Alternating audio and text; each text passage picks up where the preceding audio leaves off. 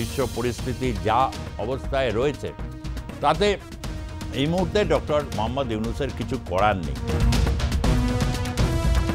বাংলাদেশে যে কয়েকজন ব্যক্তি আছে যাদের ম্যানুভ্যারিং পাওয়ার, অর্থাৎ কোথাও গিয়ে ম্যানুভ্যারিং করে হচ্ছে কিছু আদায় করার মতো ক্ষমতা একমাত্র মোহাম্মদ ইউনূসেরই এই মুহূর্তে রয়েছে। বাংলাদেশে কি হচ্ছে, সেখানে কে ডক্টর মোহাম্মদ ইউনূস, তিনি কি করছেন, কোনো রকমভাবে এখন আর পশ্চিমা বিশ্বের কাছে কোনো গুরুত্ব পাচ্ছে না। এখন তো পরিস্থিতি জটিল। এই জটিল পরিস্থিতিতে ডক্টর মোহাম্মদ ইউনূসের এই রকম একটা বিপর্যয় এবং যা গালিবর্ষণ এবং কালো পতাকা প্রদর্শন, তাতে মোহাম্মদ ইউনূসের এবার তিনি একটা জবরদস্ত ধাক্কা খেয়েছেন, পরিষ্কার বোঝা যাচ্ছে। শেখ হাসিনার আপনারা অডিও ক্লিপগুলো শুনলেন। শেখ হাসিনাকে মুখটা বন্ধ করার জন্য ভারতের কাছে ক্রমান্বয়ে রিকোয়েস্ট করেছেন ডক্টর মোহাম্মদ ইউনূস এবং বিভিন্ন চ্যানেল ধরে তারা রিকোয়েস্ট করেছেন।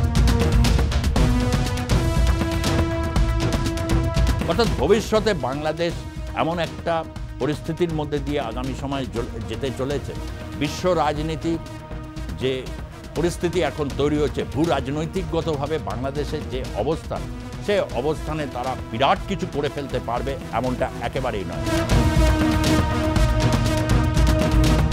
বাংলাদেশের যারা কর্তা ব্যক্তি রয়েছেন, যারা নির্বাচিত হয়ে আসেনি এবং যারা হচ্ছে সুযোগ পেয়েছে, ক্ষমতায় বসে গেছে এবং ক্ষমতায় বসে গিয়ে লুটপাট রাহাজানি যা যা আছে সব করতে শুরু করেছে, তাদের এসব বিচার বিশ্লেষণ বা এইসব নিয়ে মাথা ঘামাবার সময় কোথায়? ডক্টর মোহাম্মদ ইউনূস তো ব্রিটেনে গিয়ে রীতিমতো মুখ পুড়িয়েছেন। তার সঙ্গে ব্রিটেনের প্রধানমন্ত্রী কিয়ার স্টারমারের সাক্ষাৎই হয়নি। উল্টে তার প্রেস সচিব শফিকুল আলম বলছেন তিনি কানাডায় গেছেন, তো সেই কারণে তার সাথে সাক্ষাৎ হয়নি। আর যখন এই কথাটা বলছেন তখন টেলিভিশনে পার্লামেন্টে ভাষণ দিচ্ছেন হচ্ছে প্রধানমন্ত্রী স্টিয়ার কারমার। ব্যাস, এইরকম একজন মিথ্যাবাদী প্রেস সচিবকে পেয়ে সঙ্গে সঙ্গে হচ্ছে গালাগালির বন্যা। যেখানে যাচ্ছেন কালো পতাকা, এই তারপর হচ্ছে বাছা বাছা বিশেষণ, এবং এটা নিয়ে তাদের দেশের সংবাদ মাধ্যম তো যারা আর কি চাপে রয়েছে এবং হচ্ছে ফুঁসছে রীতিমতো, তারা তো মুখ টিপে হাসছেন। বেশ হয়েছে, আমাদের উপর শুধু হচ্ছে কণ্ঠরোধ করা, তারা বেশ হয়েছেন। এবং তারেক রহমানের সাথে একটা বৈঠক করে তারেক রহমানকে বললেন আর কি যে এই ধরনের পরিস্থিতি রয়েছে, বাংলাদেশের নির্বাচনটা যদি না করা সম্ভব হয় তাহলে একরকমভাবে হতে পারে, তার কারণ নির্বাচন পরিস্থিতি হলে অন্যরকম সিচুয়েশনস গড়ে যাবে। বিশ্ব পরিস্থিতি যা অবস্থায় রয়েছে তাতে এই মুহূর্তে ডক্টর মোহাম্মদ ইউনূসের কিছু করার নেই। কারণ তার মতো বিশ্ববন্দিত গোটা বিশ্বজুড়ে এত দেশ, সেখানে অনেক বিশ্ববন্দিত ব্যক্তিত্ব রয়েছেন। এইরকম জটিল কঠিন পরিস্থিতিতে সেখানে ম্যানুভ্যারিং করার মতো পরিস্থিতি এই মুহূর্তে ডক্টর মোহাম্মদ ইউনূসের নেই। এবং বাংলাদেশে যে কয়েকজন ব্যক্তি আছে যাদের ম্যানুভ্যারিং পাওয়ার, অর্থাৎ কোথাও গিয়ে ম্যানুভ্যারিং করে হচ্ছে কিছু আদায় করার মতো ক্ষমতা একমাত্র মোহাম্মদ ইউনূসেরই এই মুহূর্তে রয়েছে। কিন্তু যে জটিল কঠিন পরিস্থিতি বিশ্বজুড়ে, তাতে তার কিছু করার নেই। আর হয়েছেও ঠিক তাই, পাত্তাই পাননি। তিনি রাজার কাছ থেকে পুরস্কার নিয়েছেন, পুরস্কারের ভিড়ে অনেকে রয়েছেন, কয়েকজন নাইটহুড পেয়েছেন গ্রেট ব্রিটেনের, সবই হয়েছে, কিন্তু তিনি রাজাকেও বলতে পারেননি যে একটা প্রধানমন্ত্রীর সাথে কোনোভাবে অ্যাপয়েন্টমেন্ট করার। এমনকি শফিকুল আলমের বক্তব্য থেকে এটুকুই বোঝা যায়, তিনি যেরকম বলেছেন আর কি যে বিভিন্নভাবে কেন সাক্ষাৎকার পাওয়া গেল না, এবং মোহাম্মদ ইউনূসও এই ক্ষেত্রে বক্তব্য রেখেছেন দেশীয় সংবাদ মাধ্যমে। সেখানে তার বক্তব্য থেকে বোঝা যায় যে উপর মহলে কেউ সেভাবে কিছু অ্যাপয়েন্টমেন্ট দেওয়া তো দূরের কথা, প্রধানমন্ত্রী কোনোভাবেই এই সাক্ষাৎকারে আগ্রহী ছিলেন না। প্রশ্ন হচ্ছে কেন তারা আগ্রহী হলেন না। এখানে একটা কথা বলে রাখা ভালো যে ক্রমশ বাংলাদেশ নিয়ে পশ্চিমা শক্তি তার উৎসাহ হারিয়েছে। প্রথম দিকে যে উৎসাহগুলো ছিল যে বাংলাদেশে এরকম একটা পরিস্থিতি হলে সেখানে মানবিক করিডর বা হচ্ছে বার্মার ইস্যু বা চাইনিজ যে অ্যাগ্রেশনটা সেখানে তৈরি হয়েছে বা বঙ্গোপসাগর ভারত মহাসাগরের উপর কর্তৃত্ব, এই সবগুলোকে নিয়ে পশ্চিমা শক্তির একটা মাথা ঘামানোর পরিস্থিতি ছিল। কিন্তু এই মুহূর্তে যা পরিস্থিতি তৈরি হয়েছে বিশ্বজুড়ে, একেধারে দুর্দমনীয় রাশিয়া, সে যেভাবে ইউক্রেনের উপর ক্রমশ প্রভাব বিস্তার করছে এবং যুদ্ধের যে এই মুহূর্তে ইউক্রেন রাশিয়ার পরিস্থিতি, প্রায় 20% ইউক্রেনের জমি এবং বেশ কিছু গুরুত্বপূর্ণ শহরের দখল নিয়ে নিয়েছে রাশিয়া। স্বাভাবিকভাবে পশ্চিমা বিশ্বের একটা বড় উৎকণ্ঠার কারণ হয়ে দাঁড়িয়েছে এই পূর্ব ইউরোপের এই রাশিয়ার এই আধিপত্য, বা যেখানে তারা যে তাদের লড়াইটাকে জারি রেখে দিয়েছে এবং যেভাবে আর কি যুদ্ধ তারা পরিচালনা করছে 3 বছর অতিক্রান্ত হওয়ার পর, সেটা পশ্চিমা বিশ্বের কাছে একটা ভয়ঙ্কর দুশ্চিন্তার কারণ। অন্যদিকে পশ্চিম এশিয়া বা মধ্যপ্রাচ্যে, সেখানে ইসরায়েল আমেরিকা জোট যেভাবে ইরানের উপর ক্রমান্বয়ে ক্ষেপণাস্ত্র বর্ষণ করে একের পর এক সামরিক পারমাণবিক স্থাপনাগুলোকে ধ্বংস করে দিচ্ছে, সেটা পশ্চিমা বিশ্বের কাছে এই মুহূর্তে অত্যন্ত গুরুত্বপূর্ণ একটি বিষয়। অর্থাৎ দুটো জায়গায় গুরুত্বপূর্ণ বিষয় এখন পশ্চিমা বিশ্বের কাছে রয়েছে। কে বাংলাদেশে কি হচ্ছে, সেখানে কে ডক্টর মোহাম্মদ ইউনূস তিনি কি করছেন, কোনো রকমভাবে এখন আর পশ্চিমা বিশ্বের কাছে কোনো গুরুত্ব পাচ্ছে না। এই কারণটা বুঝে গেছেন ডক্টর মোহাম্মদ ইউনূস। সে কারণে আভ্যন্তরীণ ক্ষেত্রেও একটা রীতিমতো হচ্ছে বেগ পেতে হচ্ছে, কেননা তাকে কাজের জন্য নিয়ে আসা হচ্ছে। তার এত প্রভাব প্রতিপত্তি, বাংলাদেশের আম জনতা তো এই সমস্ত শুনতে চাইবেন না। তারা বলবেন আগে তো বেশি ছিলাম, তখনও তো যুদ্ধ হচ্ছিল। শেখ হাসিনার সময়ও কি ইসরায়েলের বিরুদ্ধে যখন গাজা বা অন্যান্য যে মুসলিম দেশগুলো যখন এককাট্টা হয়েছে, তখন কি মুসলিম বিশ্ব কি শেখ হাসিনার বাংলাদেশকে কি একঘরে করে দিয়েছিল? তিনি জানতেন এই আন্তর্জাতিক পরিস্থিতিতে কিভাবে চলতে হয় এবং ভারতের যে নীতি সেটাকে তিনি অনুসরণ করতেন। এবং বেশিরভাগ ক্ষেত্রে যেটা বাংলাদেশের যারা ভারত বিদ্বেষী যে শক্তিশালী লবিটা রয়েছে, সেই শক্তিশালী ভারত বিদ্বেষী লবি বরাবরই সেই কারণে শেখ হাসিনাকে অত্যন্ত সন্দেহের চোখে এবং অত্যন্ত রূঢ়ভাবে তাকে সমালোচনা করে এসেছে এবং ভারতের দালাল বলে চিহ্নিত করেছেন। এমনকি শেখ হাসিনা সাপেক্ষে কোনো প্রতিবেদন ছাপা হলে বা কেউ লিখতে চাইলেন বা কেউ কোনো বলতে চাইলে, তারা প্রত্যেকেই ভারতের দালাল এবং প্রত্যেকেই রয়ের এজেন্ট বলে আখ্যায়িত হয়েছেন। এখন তো পরিস্থিতি জটিল। এই জটিল পরিস্থিতিতে ডক্টর মোহাম্মদ ইউনূসের এই রকম একটা বিপর্যয় এবং যা গালিবর্ষণ এবং কালো পতাকা প্রদর্শন, তাতে মোহাম্মদ ইউনূসের এবার তিনি একটা জবরদস্ত ধাক্কা খেয়েছেন, পরিষ্কার বোঝা যাচ্ছে। এরপর আসি আরও একটি যে গুরুত্বপূর্ণ যে কারণ, সেটি হচ্ছে পাকিস্তান ইস্যু। পাকিস্তানের আমরা দেখেছি 5ই আগস্টের পর পাকিস্তানের কি উৎসাহ, হারিয়ে যাওয়া ভাইকে সে যেন পেয়েছে এবং তাকে কোলে টেনে নিচ্ছে। এবং এরকম একটা পরিস্থিতি যেন পূর্ব পাকিস্তান আবার সে বাংলাদেশকে অগ্রাহ্য করে পূর্ব পাকিস্তান পরিস্থিতিতে যাবে, এবং সেটা এতটাই বিশ্বাসযোগ্য করে তুলেছিল। এবং পাকিস্তানের আইএসআই তারা এসে বিভিন্নভাবে হচ্ছে প্রশিক্ষণ এবং জাহাজ পাঠাচ্ছে। দুই দেশের মধ্যে চিকিৎসা সংক্রান্ত নাকি পরিস্থিতি আমূল বদলে যাবে, বাংলাদেশের পেশেন্টরা পাকিস্তানে যাবেন, উন্নত মানের ট্রিটমেন্ট পাবেন। এই সমস্ত এরকম অনেক গাল গপ্প এবং গুজব তৈরি করা হয়েছিল। এবং স্বাভাবিকভাবে গুজব দীর্ঘস্থায়ী হয় না, গুজব অত্যন্ত ক্ষণস্থায়ী বিষয়। অনেকটা সাবানের বাবলসের মতো, কিছুক্ষণ পরে সে সাবানের বাবলস যেমন ফেটে যায়, ঠিক তেমনিভাবে এই গুজব বা এই পরিস্থিতিগুলো সেরকমই একটা দশা হয়েছে। তার কারণ পাকিস্তান কী বা আর দিতে পারে? পাকিস্তান জঙ্গি বা সন্ত্রাসবাদ প্রশিক্ষণ দেওয়া ছাড়া আর কি দিতে পারে? এবং সেই জায়গায় তারা দিচ্ছিল এবং গভীর উৎসাহে তারা সেগুলোকে মনিটরিং করছিল। বেশ কয়েকজন জেলবন্দি তারা বাইরে এসেছে এবং হাতে বেশ কিছু অস্ত্রশস্ত্রও তাদের হাতে এখন করায়ত্ত হয়েছে। যার হাতে বেশি অস্ত্র সে তত বেশি হচ্ছে উচ্চস্বরে চিৎকার করছে, অন্যকে দেখে নেব বলছে। এরকম পারস্পরিক একটা বিবাদ শুরু হয়েছে। যেমন এনসিপির সাথে ধরা যাক বিবাদ হচ্ছে, কোথাও হচ্ছে যুবদল বা ছাত্রদল, কোথাও ছাত্রদল যুবদলের সাথে শিবিরের, কোথাও জামাত মনে করছে যে বিএনপির সাথে বিদেশে বৈঠক করছেন, আমাদের সাথে এই যে এতগুলো কথা বললেন এটা কি ঠিক? অর্থাৎ এই এত প্রতিক্রিয়াশীলের যখন একটা মহাসমাবেশ ঘটে, তখন যদি একটু এদিক ওদিক হয়ে যায় তখনই শুরু হয়ে যায় নিজেদের মধ্যে বাকবিতণ্ডা। সেই পরিস্থিতিগুলো এখন বিরাজমান, যেগুলো আগেও আপনাদেরকে পর্যালোচনা করে দেখিয়েছি বিভিন্ন ভিডিওতে, আগামী দিনেও হয়তো করব। কিন্তু এই মুহূর্তে আইএসআই বা পাকিস্তানেরও কিছু করার নেই। তার কারণ পাকিস্তানকে বাংলা একটা শব্দ আছে না, টেনিয়াগিরি করতে হবে। এবং ইরানের সাথে যুদ্ধ যেখানে চলছে ইসরায়েলের, সেখানে পাকিস্তান ফাঁং করে বলছে যে আমাদের হাতে যে পরমাণু আছে, মুসলিম বিশ্ব এখন অত্যন্ত আক্রান্ত। এমনিতেই মুসলিম বিশ্ব দীর্ঘদিন ধরে গাজার উপর যে বোমাবর্ষণ হয়েছে, টন টন বোমা ফেলে যেভাবে বিধ্বস্ত করা হয়েছে, মুসলিম বিশ্বের মধ্যে সেরকম কিন্তু হেলদোল নেই এবং তারা দিব্যি তাদের মতো করে চলছে। এই বিশেষ করে মধ্য এশিয়া, পশ্চিম এশিয়ার দেশগুলো। পাকিস্তানও ইরানের পাশে সেভাবে দৃঢ়ভাবে কখনো দাঁড়ায়নি, যেটা ইরানের আয়াতুল্লাহ খামেনি তার সাথে যখন এই বক্তব্য যখন পাকিস্তানের বিভিন্ন শীর্ষকর্তাদের হয়েছে, তারা এই ধরনের মন্তব্য করেছে যে একটি পরমাণু শক্তিধর দেশ হিসাবে পাকিস্তান তো একটা উল্লেখযোগ্য ভূমিকা পালন করতেই পারে, অন্তত কিছু তাদের বক্তব্য থাকুক, তাহলেও তো একটা অন্যরকম পরিস্থিতি তৈরি হতে পারে। পাকিস্তান হচ্ছে সেটি দেরিতে বুঝেছে, নিজেদের হিসেব কিতাব করে নিয়ে সে বলেছে দরকার পড়লে পরমাণু বোমা বিস্ফোরণ করে দেবে, তবে বলে পরমাণু আক্রমণ করবে।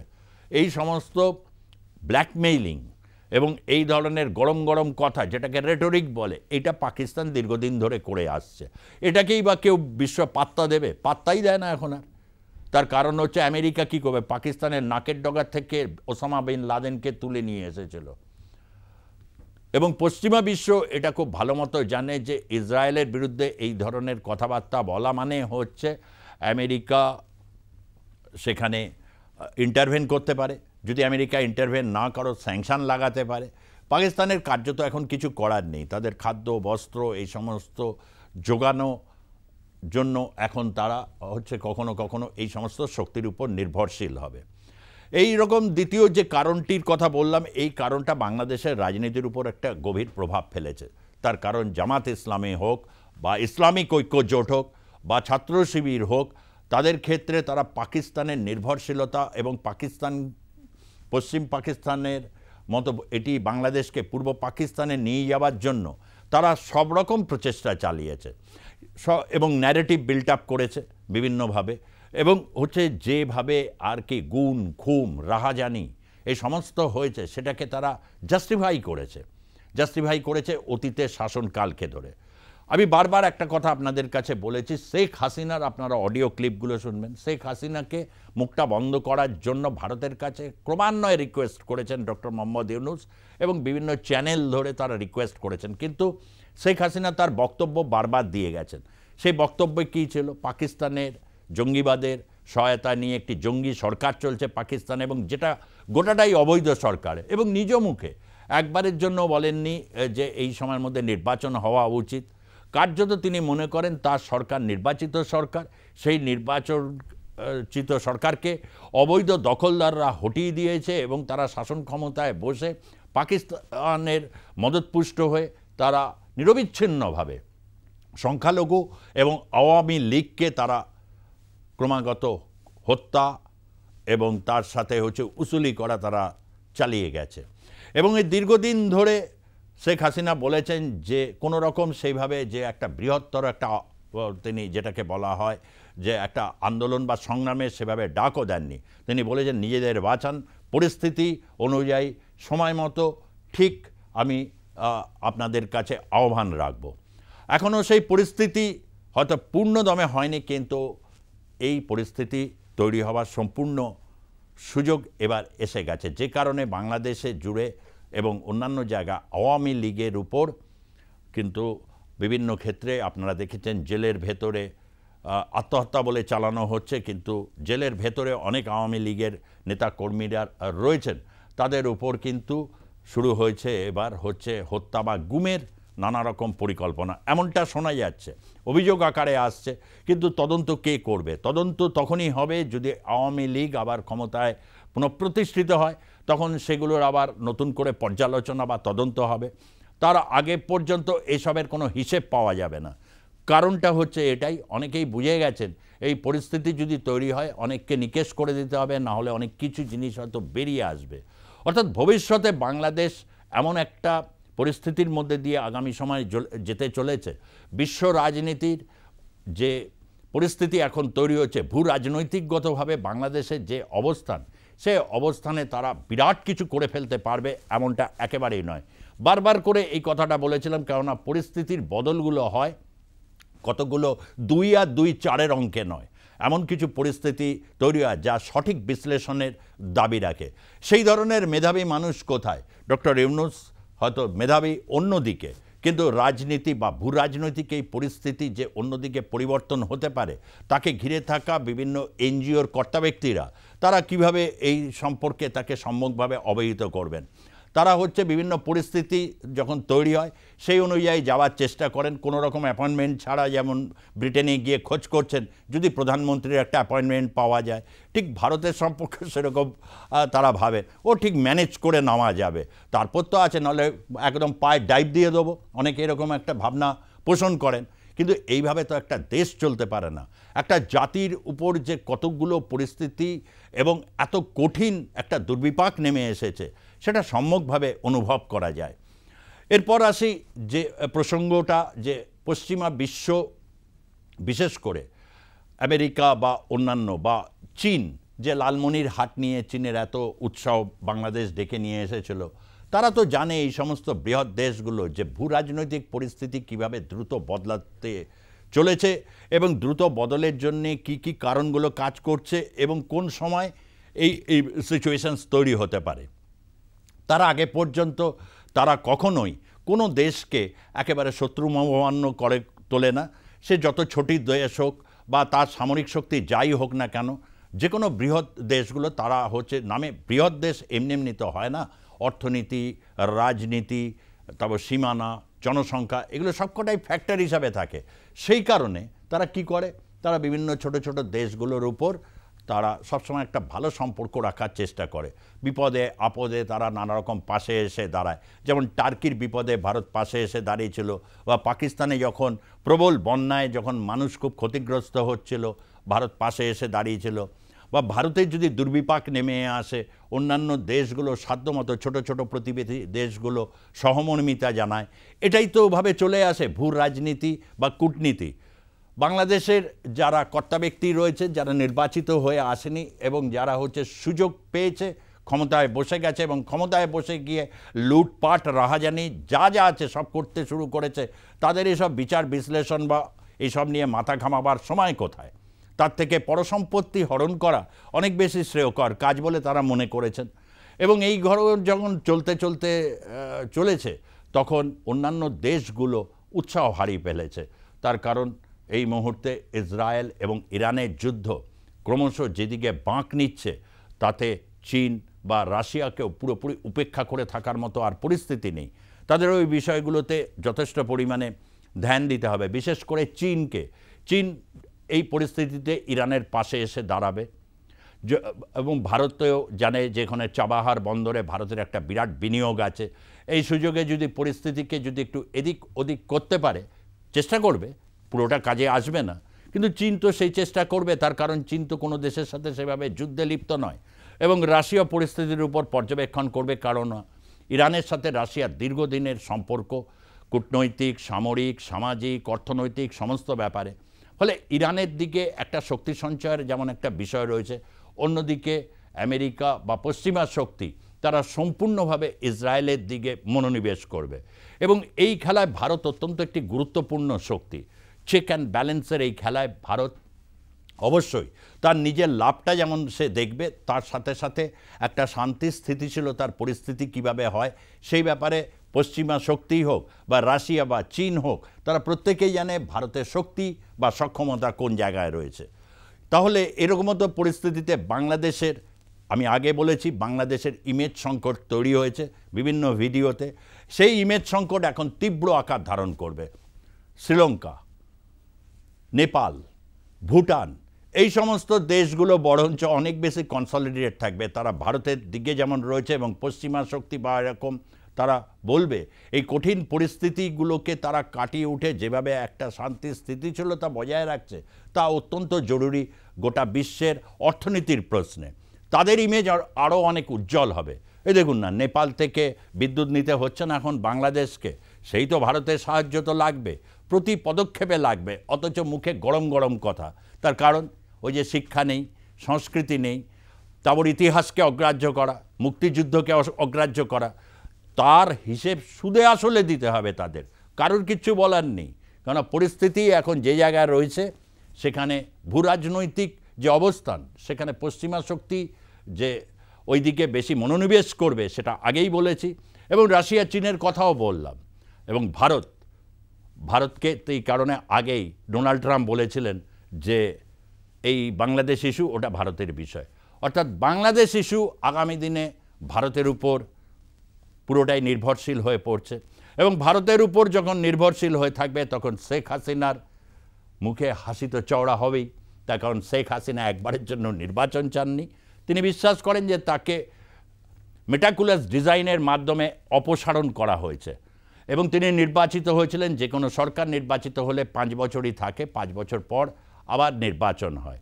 তাহলে বাংলাদেশের নির্বাচনটা ডক্টর ইউনূস চেয়েছিলেন যাতে না হয়, যাতে তিনি থাকতে পারেন। একদিকে যেমন সেটা ক্রমশ অসম্ভব হয়ে দাঁড়াচ্ছে, অন্যদিকে বিএনপি বা অন্যান্য যারা শক্তি, তারা ভেবেছিলেন মিলে জুলে একটা কিছু করব, মাইনাস করে দেওয়া আওয়ামী লীগকে। কিন্তু ভূ রাজনৈতিক এই মুহূর্তের পরিস্থিতি তাদের সেই ইচ্ছায় বাদ সাধছে, আর সে কারণেই টেনশন তৈরি হচ্ছে। এই টেনশন যত তৈরি হবে, তখন ভেতরে শুরু হবে অন্তর্দ্বন্দ্ব, এবং এই অন্তর্দ্বন্দ্বের মধ্যে নতুন ধরনের হয়তো গুম খুন বা বিভিন্ন ব্যক্তিকে সরিয়ে দেওয়া, এরকম একটা পরিস্থিতি বাংলাদেশে তৈরি হতে পারে।